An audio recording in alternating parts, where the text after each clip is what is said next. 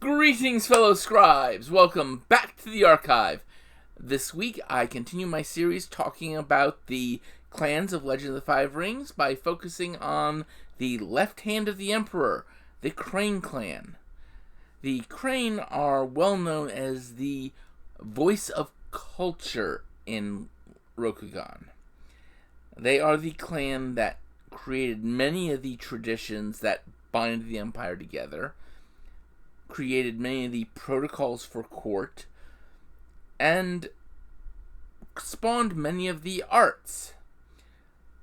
Because of this, they have a pivotal place in Rokugani society, though, unlike other clans, their history is not bound separate from their families. So, as I talk about the families, I will be talking about the history as well. Or at least the pivotal moments in the history of each family that shaped the views of the clan as a whole. So, with that, sit back, relax, and enjoy as I talk about the Crane clan. The Doji family are descended from Lady Doji herself, one of the kami that fell onto Seppun Hill and became the founders of the Great Clans.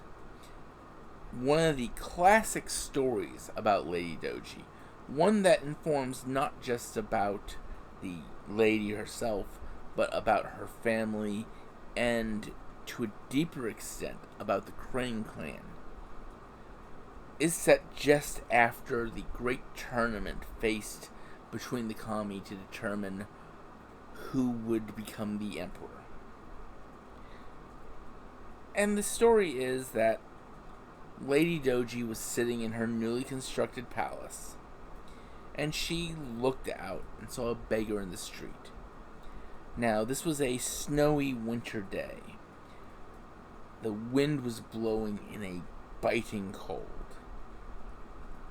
And so, the Lady Doji was moved by this beggar's plight, by his perceived plight to her.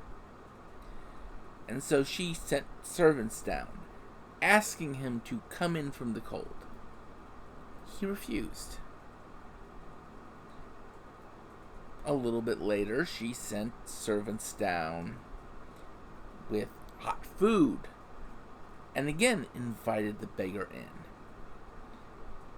And again, he refused. And so, the Lady Doji went down herself.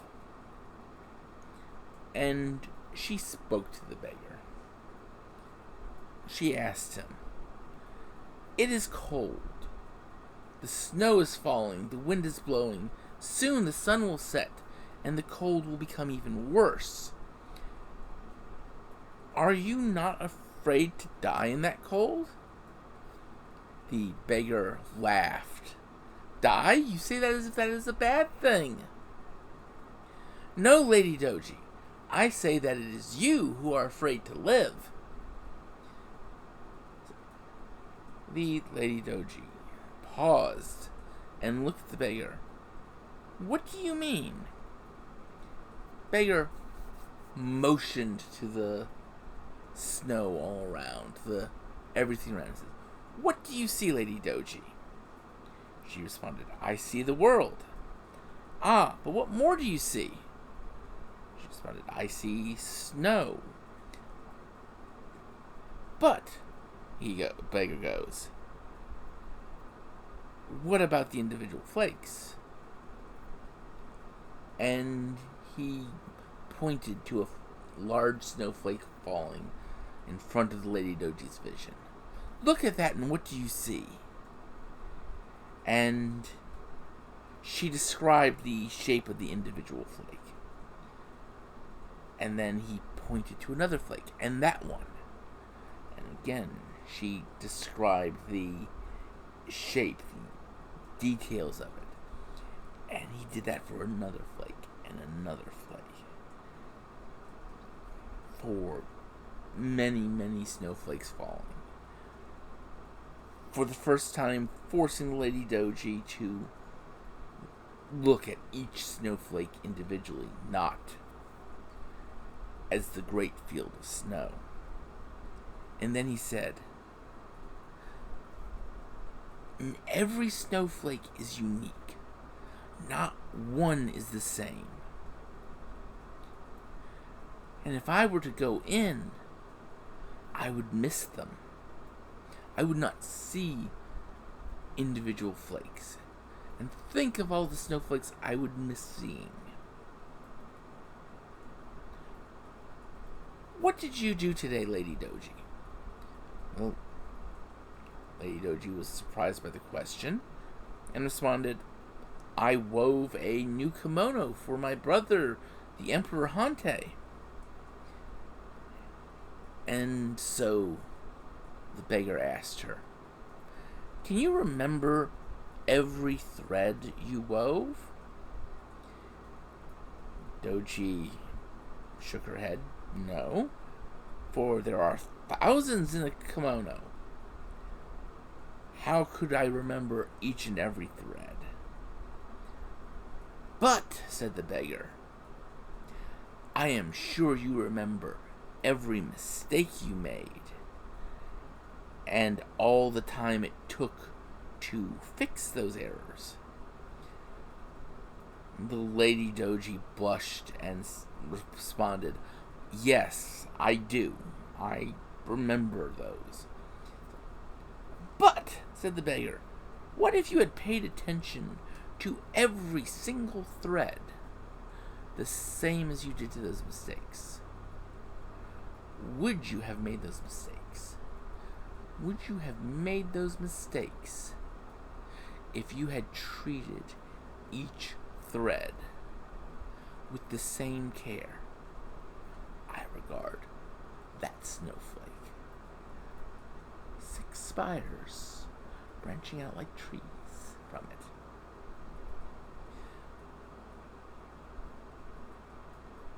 Lady Doji, who will remember you when you are gone? What have you done? What will you do that will make people remember you? Or, as your family and clan grow, as the people of this land prosper, will you just be one voice among the many that started this great civilization? What will be your legacy? And with that, the Lady Doji looked at the beggar and said, you are no mere beggar, old man. And she sat down, and the two of them watched the snow. And that story speaks volumes about the crane, because it tells us why the Crave strive for perfection. And it tells us what the goal of every crane is. But it also tells us about the great goal of the Doji. For you see, the Doji of all the families of the crane seek to leave a legacy. They seek to be remembered. This is why not only are they the leads in court, but they are poets, they are fashion designers, fashion mavens.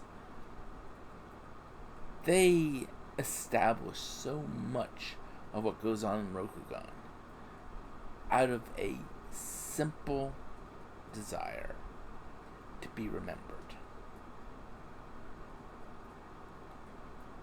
But one of the great early characters of Legend of the Five Rings, Doji Shizui, the sister of the Hotaru or Hoturi, depending on which Legend of the Five Rings you're looking at. She was a storyteller. And that is as revered in the crane as any other profession, any other art. Because the telling of stories is the remembering of the crane, of the people you have told those stories about. And that is the Doji. They are the memory of their family, but they are the future because they strive to be remembered.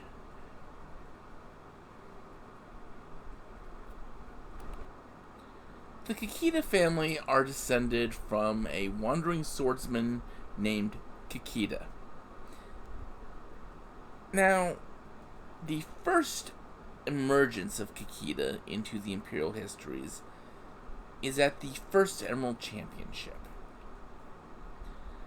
The purpose of the Emerald Championship was to find someone to act as the Emperor's champion. To be the person to go out and act for the Emperor in terms of law and all that, when the Emperor could not go there himself. And the first championship, Kikita shows up. And he duels his way all the way through. Each opponent, he begins the duel with a bow and ends the duel with a bow after defeating his opponent. Until he comes to one of the followers of the lion, Lady Matsu. And after Kikita beats her, an effortless victory, he does not bow to her. He leaves her disarmed and just turns away.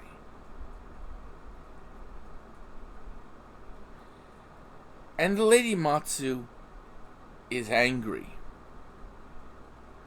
"Why did you not show me the respect you showed your other opponents?" she demands. And Kikita turns to her and goes, "I showed you the respect you showed your opponents. You came here and fought only to win, only to seek victory, not to truly test yourself, not to strive to improve. And for that, you deserve no respect, for you have shown none. You've shown only the nature of a bully who seeks to leave others trodden beneath their feet." And Matsu was about to challenge Kikita at that moment, as Kikita turned to the Emperor and asked to commit seppuku for his brash words. The Emperor refused Kikita's offer, because Kikita was right, and the Emperor saw this. And by Kikita being right in front of the Emperor, this humiliated Lady Matsu. And so Lady Matsu pointed at Kikita and said, "Know this. There is now an eternal enmity between us." At this point, Kikita said to her, "My name is Kikita." And with that, Kikita and the Emperor sat down and began to talk. discussing matters of philosophy and law and swordsmanship. And they spoke for a day. And at the end of that time, the Emperor made a decision that he was going to give Kakita the Lady Doji to be his bride. And the Lady Doji was not too fond of that idea, because who was this man? Why does this mere swordsman believe he would be worthy to marry a spirit like her? Child of the heavens. And so, she gave Kakita 3 tasks. Task 1. Bring the dead back to life. Task 2. Say how big the world is and how long it would take to travel across it. And the third challenge, the most difficult of them all. Find an example of perfect beauty that she would not be able to contest. And so, Kakita went forth. But before he went forth, he told the Lady Doji that I will leave my sister as a maid in your court. Doji laughed, but of course she accepted the hostage, for that is what Kakita's twin sister really was. And Kakita left. Now, while Kakita was on his journey, and Kakita traveled all through the Empire seeking the answers, while he was on his journey, his sister told stories of what he did on his way to the tournament. Told stories of him as a child, all through his life. And as she told these stories, the heart of Lady Doji softened towards Kakita. And eventually, Kakita returns. And he says, I have met your 3 challenges.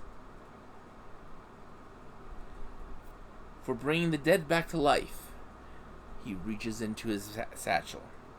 He pulls out a piece of driftwood. This wood was from some long dead tree. Broken off, cast adrift for who knows how long. But none can deny that it is a lifeless thing. But, behold, I brought it to life. He reaches into his bag and pulls out the first ever biwa. And he plays. He plays a song from it, so stirring, so emotional, that not only does it echo through the halls of the Imperial Palace, it resonates through them. And when he finished playing, none could doubt that he had brought that dead driftwood to life by creating a living instrument. Your second challenge, Kakita said, I believe that the world is no bigger than the companions you travel with, and that with your mother, Lady Amaterasu, as my guide, as she rises every dawn and travels across the heavens, I'm certain that with her as my guide, I could travel the world in one day. And the logic was perfect. And as such, the Lady Doji had to admit that he had met her second challenge. Then he said, "As for the third challenge, this was the most difficult of all, but I found something so perfect." And he held his hands up with something from his bag. And the Lady Doji peered in to look at it, and she found, cupped in his hands, held just so that when she looked, she could only see her own reflection in the small golden mirror.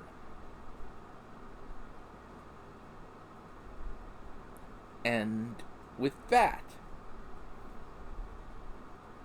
she fully acceded to the Emperor's wish.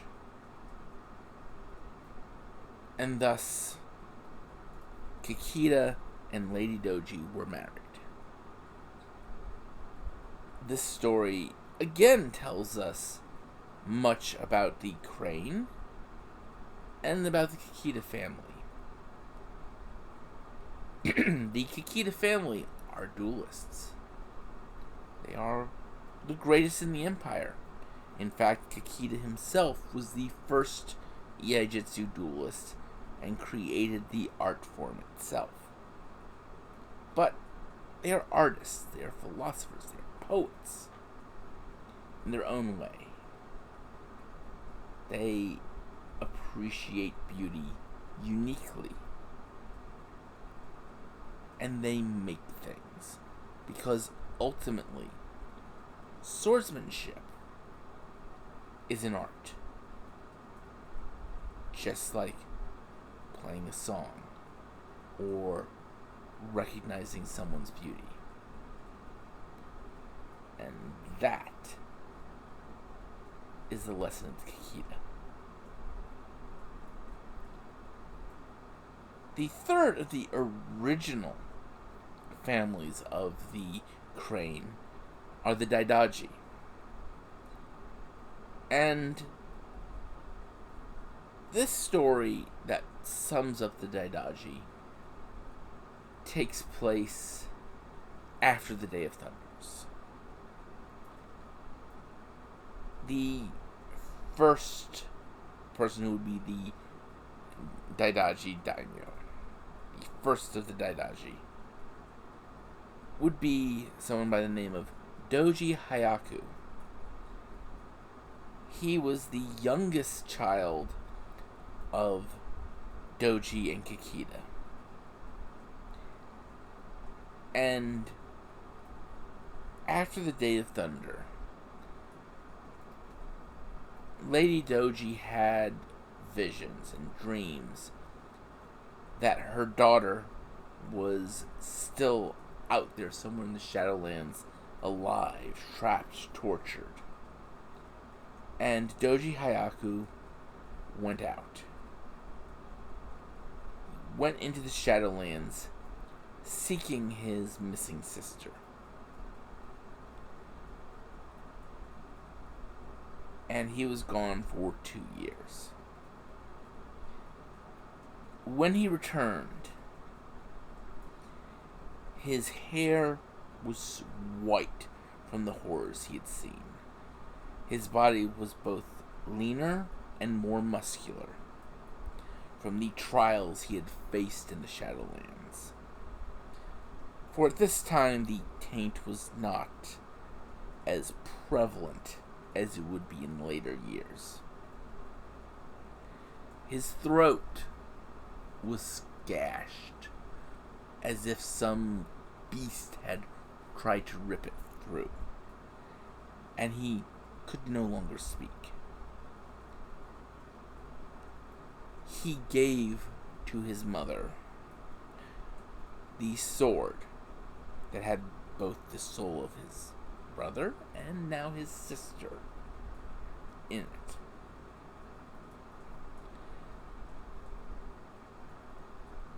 This tells the tale of the Daidaji. This sums up the nature of the Daidaji. They take the risks the other members of the Crane cannot.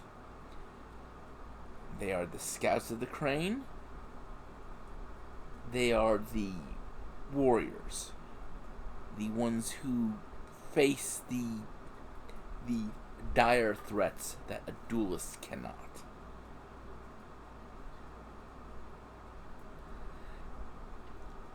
And they also speak that the Crane are, yes, the Crane are, many of them, delicate flowers.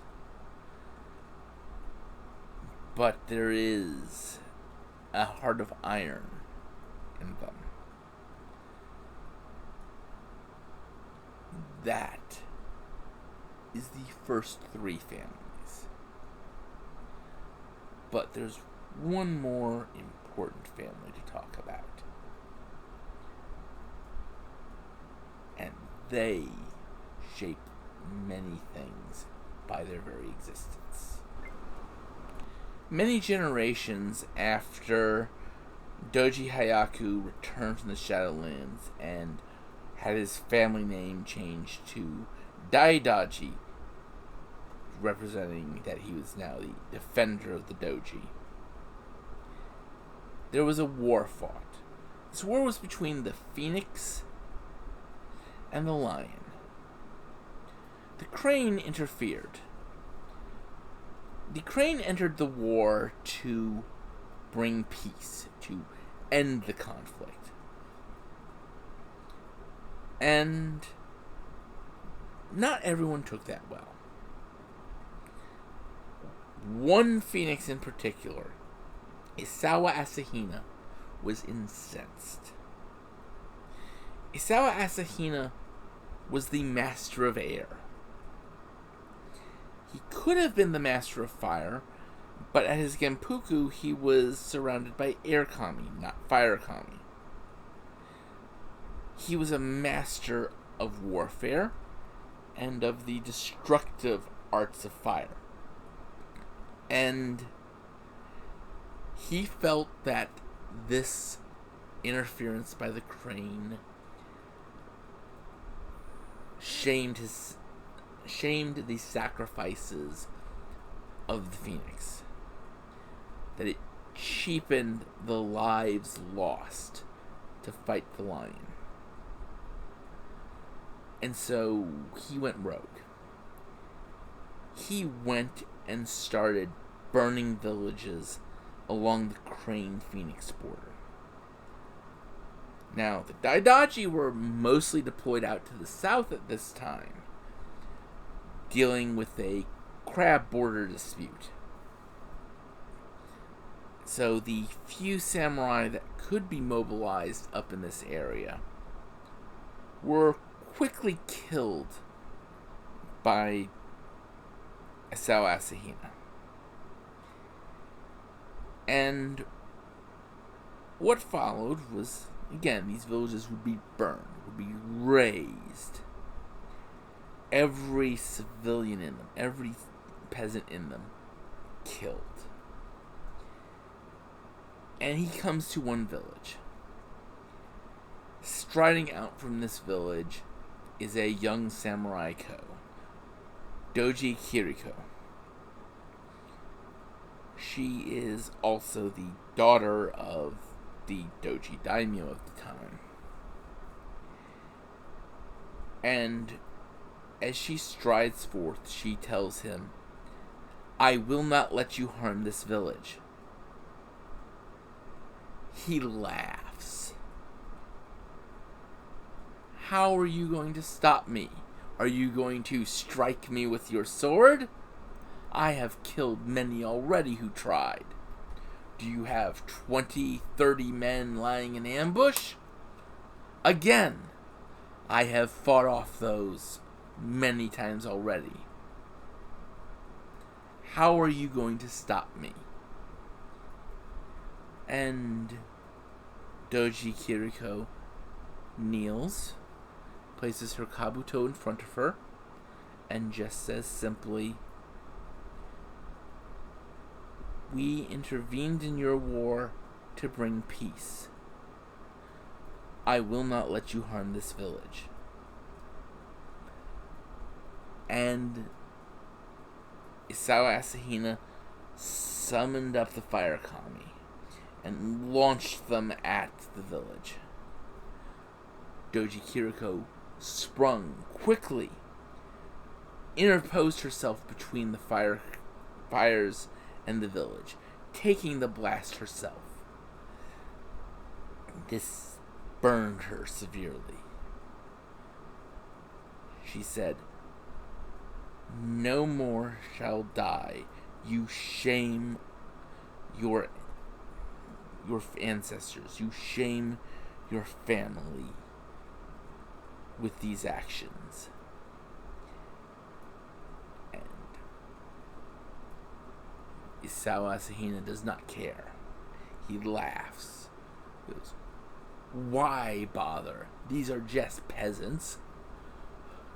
And he summons up the fire kami again.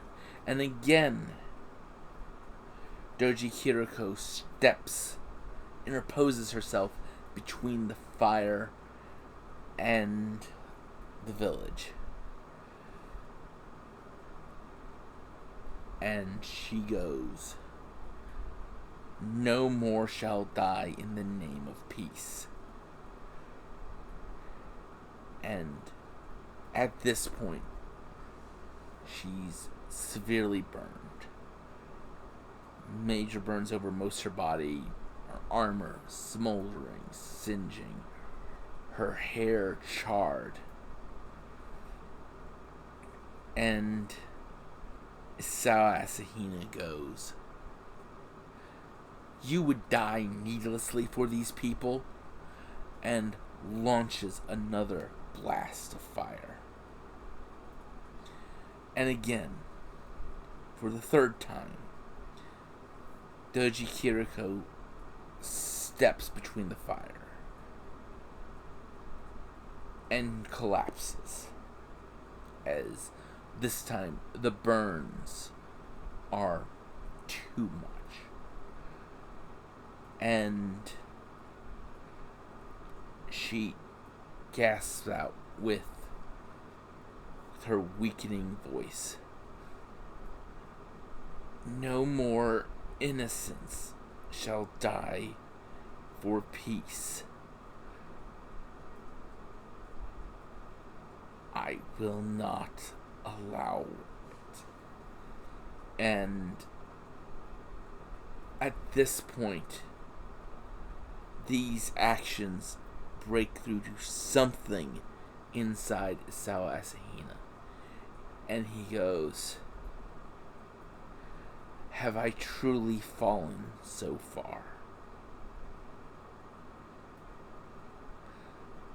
And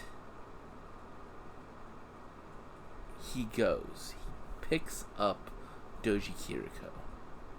He carries her to her family.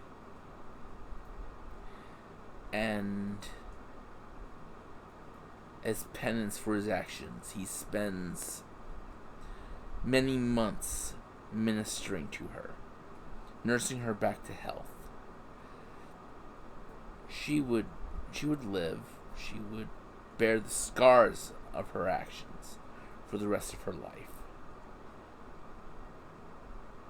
But Isao Asahina would end up marrying her and becoming the founder of the Asahina family. the philosophy that caused Doji Kiriko to do what she did, that would permeate the Asahina family. The Asahina do not study offensive magics. They can craft Emirani, they can craft weapons of war, but they are, from this point on, from their creation onward, pacifists, because of this fight, because of this story. Now, there will occasionally be Asahina who don't believe in total pacifism, but even then, they live a philosophy of trying to not kill needlessly, even more so than other Crane. And with that, I end my discussion of the Crane. I hope that these stories help one understand the Crane mindset, help one understand the flow and how they work as a clan. Next week, I will be discussing the Dragon Clan. So until then, if you like this video, please click like and subscribe in the comments below. Follow me on Twitter. Leave me comments below. Tell me what you like, what you didn't like, what you'd like to hear me talk about more of in the future. But until next week, I'd like you all to remember to have fun and keep gaming.